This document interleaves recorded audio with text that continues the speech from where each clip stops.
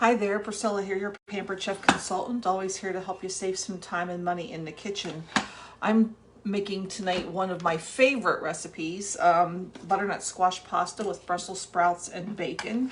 Now, if you're not into bacon, you could always use turkey bacon, but you're probably going to have to add some butter or olive oil to the skillet for sauteing these Brussels sprouts when it comes down to it. I am using my veggie spiralizer. This is the best thing for making any kind of veggie pasta.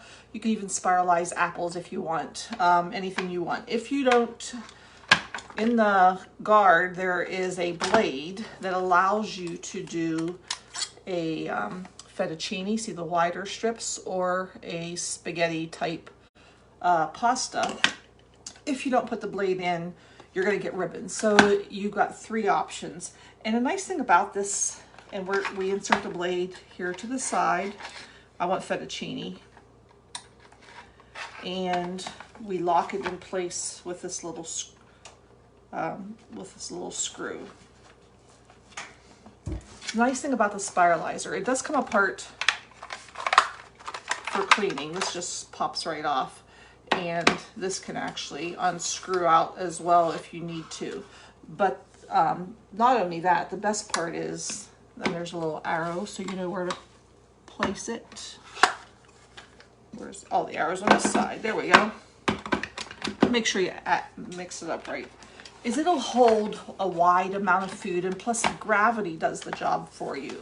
So I've taken a small butternut squash and I've cut the top off because we only want to use the solid part. That's going to give us the ribbons, and that's a pretty big piece, but I could almost get that in there, honestly. But it's wide. This will do foods that are 4 inches in diameter, which is great. So we're going to cut off a little bit more of that. We'll put that in there. You want to make sure that this goes down on the prong, and you want to make sure the prongs of the top get pushed out in there as well. And it has a little chute that your noodles will come out of, so we'll show you that there. But as you crank it, like I said, gravity does the work for you, so it does a really nice job very quickly. Now, if you want shorter noodles, you can go ahead and use your kitchen shears or professional shears to shorten those with. Cut them up in pieces if you want. And you want to go down so far, you're going to have a little piece left over. Now, I always use that. You can either throw that in your bag of veggies in the freezer that you're going to use for making your own veggie stock. Or what I'll probably do is just put this in one of our close and cut containers. And I will dice that up tomorrow for tomorrow morning's breakfast. Now I'm going to go ahead and put these on our half sheet pan. Actually, let's go ahead and just dump them on this way. And we've got long ribbons. I could take, see how nice and long, isn't that fun? That's great pasta. Let's go ahead and take our shears. And it's healthier for you. If you're staying away from gluten and wheat products, this is a fantastic noodle to use. And you can use, of course, zucchini.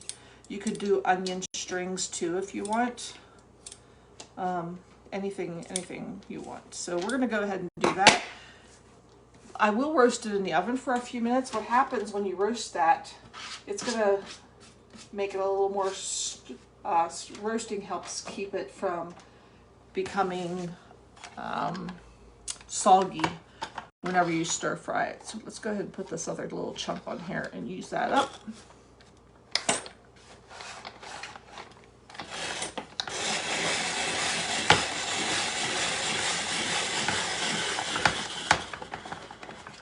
Okay.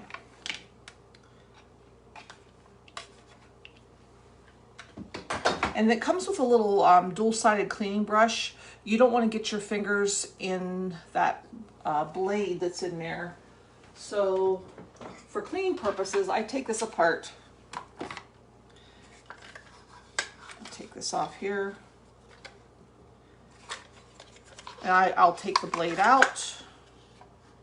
We'll run water through it, but it'll go in my dishwasher. which is nice. We love dishwasher safe, right? But if there's anything that you need to get out of there that gets stuck, you can always use the dual-sided cleaning brush that comes with it. So that is also a nice safety feature for you. But I love how easy it is to use, and like I said, gravity does the job for you. We're gonna go ahead and spritz these with some oil. Go ahead and cut these up a little bit too. And then we're going to go ahead and salt and pepper them and put them in the oven for about 14 to 15 minutes. Now the recipe that I'm making can come together in about, still less than 30 minutes, because you're going to do the rest of your recipe while these are roasting in the oven. I'm going to take our spritzer, make sure I've got the lid on tight.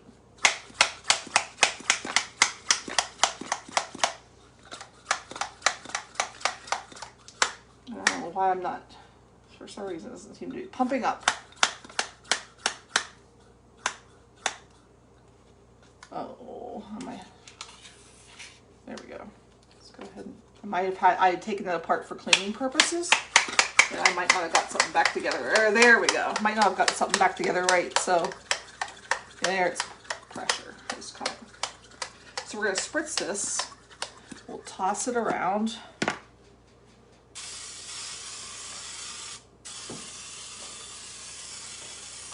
And like I said, the roasting will keep those from getting soggy. Now you always want to release that after you've used it. We're going to add some pepper. I like more pepper than salt, but we're going to do a little bit of salt.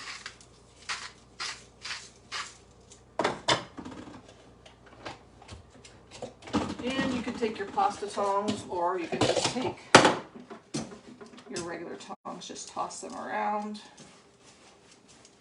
and they're going to go in the oven here. And I'm using my half sheet pan to put those in the oven. So they're going to let those roast. While they're roasting, I'm going to cook the bacon. And I don't know if I said, I was going to tell you, if you're not going to, yeah, you can use turkey bacon if you're not using bacon, and you can go ahead and just use some olive oil or butter. Everything's better with butter, right? To do that. So let's go ahead, and we're going to go ahead and finish this. I'm going to cook the bacon. I was just going to do this pasta for you, but I think I'll just go ahead and do the whole thing. I'm using my nonstick stainless wok because it's nice and deep, and it will keep me from making a mess on the stove, which I usually do. So with that, I am going to dice up some bacon here. 4 or 5 slices of bacon. This is thick bacon. I think I got about 4 slices here, but it's thicker bacon, so it doesn't really matter how many pieces I have. And you can do this to how many people you're cooking for. That's the nice thing about this. You can cook more, you can cook less. And like I said, this is, for me, I could even eat this cold. It's that good.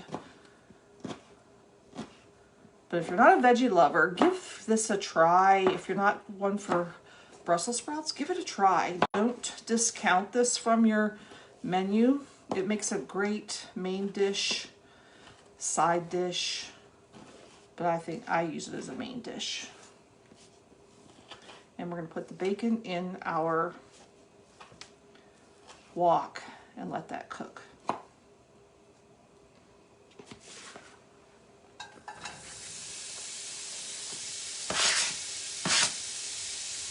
Now, of course, I did tell you, I don't think I did tell you, I always use the serrated peeler. For those of you who follow me, you do know the serrated peeler is the best thing for doing butternut squash, for peeling it. And that's such a hard vegetable to peel. So you can use your simple slicer. I still haven't got my simple slicer back from my sister. So I am going to use the mandolin on the slicing blade, the solid oval. And I think I'm going to turn this around to, we're going to see what 4 looks like.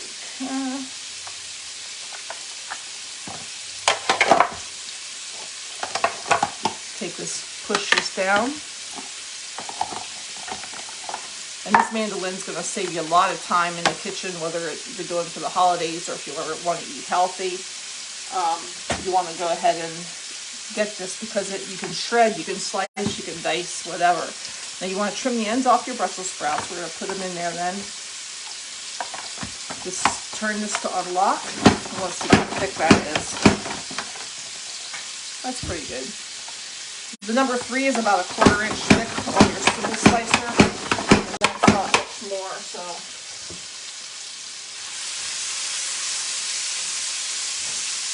Oh, I forgot to turn this on.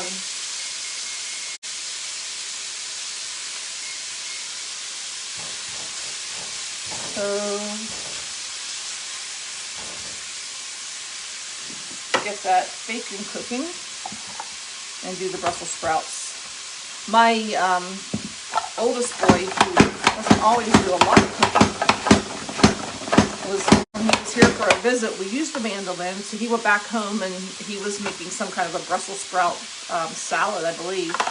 He used this for the Brussels sprout salad, and he said after he did that, he saw he absolutely loves the mandolin. I think he's going to be using it a little bit more, which is always nice to know. Like I said, he is a good cook, he just doesn't always have time to do a lot of cooking. To me, that might even, it calls for about 10 ounces of Brussels sprouts. Now this recipe is on my website. It is called Brussels sprouts, butternut squash pasta with Brussels sprouts and bacon, simply enough. And it calls for 10 ounces. That's 10 ounces, but boy, to me, I could use more vegetables, but I think that'll be fine. That's enough for me, right? Okay, so now while that's done, we'll go ahead and finish up our bacon. Wearing the apron because I tend to splash myself or splatter and have ruined many a shirt that way. I don't want to do that. Now we're going to go ahead and I'm going to get a paper towel to line this with. Kitchen's a little messy today. Rather than dirtying another bowl or a plate, I'm just going to go ahead and put the bacon in here whenever it's a little crispier. So you cook that up till it's crispy. Let's go ahead and bring you over here so you can see.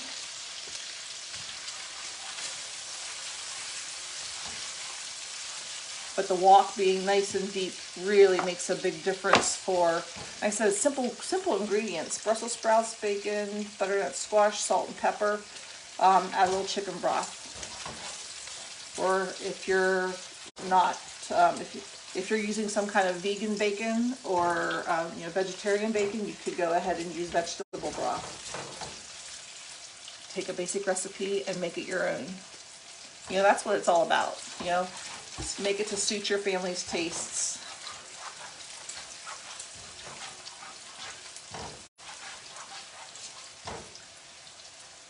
Okay. The longest part is going to be waiting for the bacon.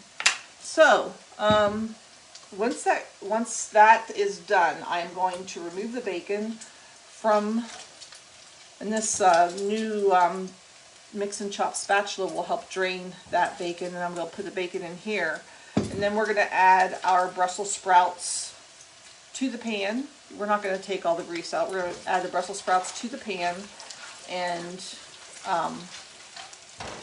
sear them for 3 or 4 minutes.